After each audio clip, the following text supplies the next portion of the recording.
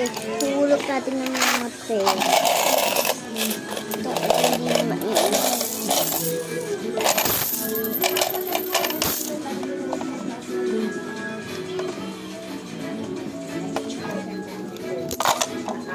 Yung inuuna ko kasi mga papel, inuhuli ko yung mga barya. Di sinuslusot sa butas.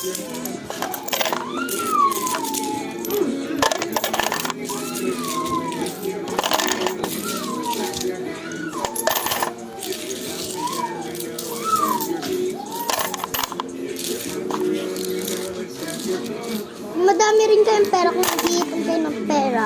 Comment section na naman. Hello, Ben. Hi.